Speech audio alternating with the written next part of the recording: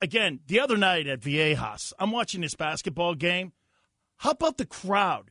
Before I get into how good the team is playing, let's get to Coach Fisher now here on the Corky's Hotline. And I'll tell you what, Coach, the absolute environment that we've seen these last two games has got to be something special to you, because not only building a program, but building a fan base, it was all on display these last two games at Viejas.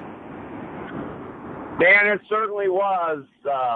Our fans have been tremendous. And in this NIT, in particular, the Washington and Georgia Tech game, they were spectacular. They were on fire with the buzz and the energy before the game, like it was the biggest game that they've ever been to. And the neat thing about it is we have many fans who bought tickets that couldn't buy tickets because they'd been sold out before. And I think that added to the excitement and energy. And we talked to our players about making a memory for themselves and also for our fan base. And I agree 100%. This will do nothing but enhance the interest, involvement, and love with the community and this team and this program. So we're very, very appreciative of everything that our fans are bringing to the table. Coach, I'll tell you, I've listened to Michael Jordan talk about having small little logs to throw on the fire and to have little chips to put on guys' shoulders. It seems to me throughout the rounds of the NIT, these guys played with a chip on their shoulder. Okay, we're here. Well, if we're here, we're going to win it.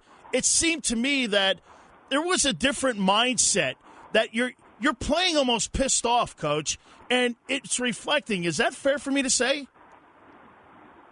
Dan, I don't know if chip on our shoulder they talk about that a little bit, but I know that we're playing with a confidence, and it almost looks like an offensive freedom to where we expect the shots to go in rather than hoping that the shots will go in.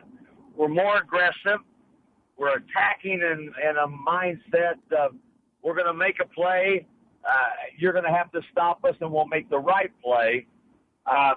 And there's just something that's a little different in terms of the way we're playing, especially at the offensive end. Shots are going in now. And I said long and hard for half the Mountain West Conference season that our offense was better. And it was still inconsistent. But we played like we know that our offense is good, and it's really neat to see. You know, Coach, I had Jim Calhoun on with me this week, and he said the key to any kind of tournament play is versatility, because one night you're going to take on a half-court team. Another night you're going to take on a team that's going to try to run you off the floor. And if you watch the way we played against Washington and then we turned around and played against a Tech team, to me, as you know, playing and winning in a tournament at any time, you've got to have that dual versatility. Are you seeing that? For sure. There's no question. Washington, we knew that it was going to be a higher scoring game than normal. And we scored 92 points, I think, in that ball game. And we're able to get our shots. We didn't take a lot of foolish shots or shots that you would say, what are you doing? We got shots within the context of the offense, but Washington, they led the nation in terms of how quickly they shot the ball. They shot the ball an average of every 12 seconds they had it. So we had an additional maybe 12 to 15 possessions in that game. Makes a big difference if you manage it correctly. And then Georgia Tech, just as you said, they are more of a methodical, they want to have a grinded-out type of a pace. They're old school with two big, strong, burly, low-post players, and we did a really nice job there. We managed every possession. We only had 6 turnovers for the game, which is spectacular for us. You know, Coach, too, I watched Nova last night play, and, you know, Jay Wright said something that I wanted to ask you this morning on this, is that he goes, we're playing our best basketball right now. He goes, later in the year, we've kind of like found our rhythm. Is that fair to say, Coach, sometimes the great teams that you see each and every single year, they find that rhythm early? Maybe for us, we're also finding it late. You want to get it earlier in the year, obviously, but is that where we are and why we're starting to see that confidence? Well, I'm not sure, Dan. Our Achilles heel all year had been two things. One, we were inconsistent with our offense, with our perimeter shooting, and B, we turned the ball over too much. And we've been better in both of those counts. And I think if you're still playing, it lends itself to saying we're in a rhythm because we're still playing. They're effective Monday. Before we play in the NIT semifinals, there'll be 8 teams left competing in meaningful championship round games. The NCAA will have the Final Four, and the NIT will have the Final Four. So we're playing really good basketball right now. Steve Fisher, San Diego State's head basketball coach here on San Diego Sports Leader, the Mighty 1090. Coach, you've been in this situation before numerous times.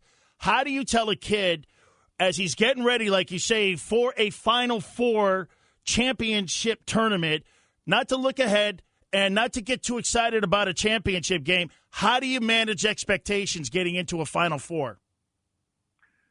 Dan, we talked from the moment we knew we were going to be in the NIT was we want to do something special. We want to win 5 games. We want to be one of the elite few that win 30 or more games in a season. And that's what we could do if we win the NIT championship.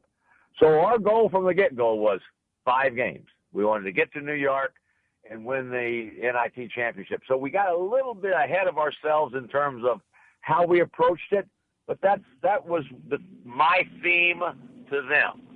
And I think our players have done a good job, and I don't think the fact that we're going to Madison Square Garden, the New York City, to that stage, I don't think that will affect us in terms of being over anxious or too excited to play. Our kids will be ready. We've been determined, and I think it'll stay that way. So, Coach, you're going to take the tape ruler out like in Hoosiers, right, and go, our barn's just as big as this barn when it comes to the floor, so don't get too excited. So we're going there, right? Well, I don't know if we'll go there or not, but we will walk in and all of us look around and say this is pretty neat that we're playing here in Madison Square Garden, from the players to the coaches to the fans. So we're very much looking forward to it. Coach, I hear you had your 29th birthday yesterday. I certainly did. And enjoyed every moment of it. Had a lot of text calls, cards, and very low-key. Mark stayed all night with us the night before, and we enjoyed the morning together. I did most of my work from home, which you can now do on the computer and on all the film that we had. And Angie and I just had a dinner at home last night, so it was nice. So we got another 10 years with you, right, Coach? At least, I would think. Yeah, for sure. I can tell you're recruiting already. Thank you so much, Coach. Okay, Dan. Always nice to be on with you.